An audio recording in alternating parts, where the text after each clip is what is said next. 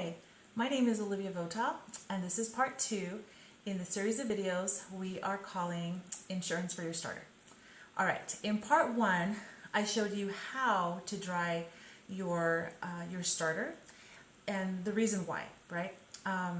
Let's say that you accidentally drop the jar of your starter and then you don't have starter. There's ways to have a backup plan, and this is one of them for sure. It's to dry some starter and then stick it in the freezer, and it'll last somewhere between 6 months and a year. I personally haven't tried it in after a year, but I'm pretty confident that it could handle probably a year.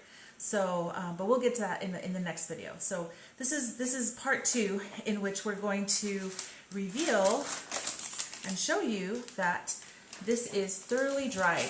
The starter is thoroughly dried. I've been checking on it, and it took 2 days to do on my counter.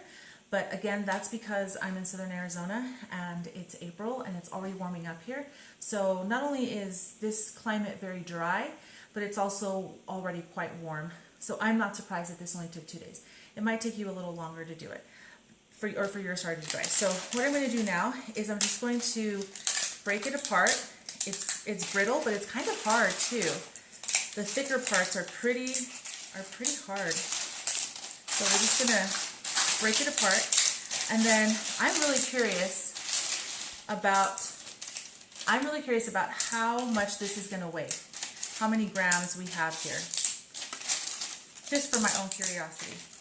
Can you hear all that? It's pretty loud.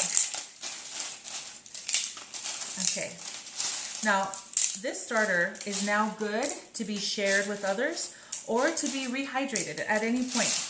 Well, and to be rehydrated at any point. So if you have a friend who lives far away from you and they want your starter, you can send this in an envelope. I just recently made a friend. Her name is Tina, and her starter is from France, and she's had it for 11 years.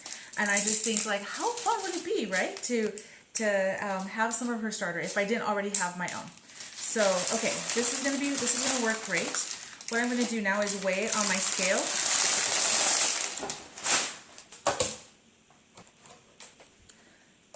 So I have my scale here. I have a bowl, and I'm going to zero it out.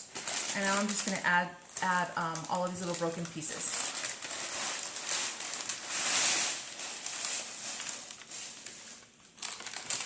All right. So we have 57 grams. That's pretty good. That's a good amount. I'm very happy with how much we were able to get from that amount that we spread on the day that we did part 1. So I'm going to write down here 57 grams. I've labeled it with the name Eve and the date that I'm doing this, and now I'm going to stick it in a freezer bag. I wouldn't do this in a sandwich bag because I don't think sandwich bags are meant for the freezer, but I know that these Ziploc quart bags are. So whatever freezer bag, whatever brand you use, doesn't matter, as long as you're using something that is meant for the freezer.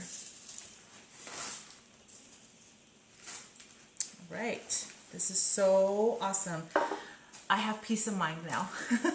I feel so much better knowing that if anything happens to little Eve, that I have a backup Eve, a cryogenics Eve. Is that what you call that? That thing where you freeze people so that they can come back alive at a later time? We just cryogenicsed Eve. So here she is in dry form. I'm going to stick this in the freezer, but we're going to make another video. This will be part 3 and probably a part 4, in which I'll show you how to rehydrate this, okay? So I hope you're doing this. You now know how to do it. So if you want insurance for your starter, dry some of that starter.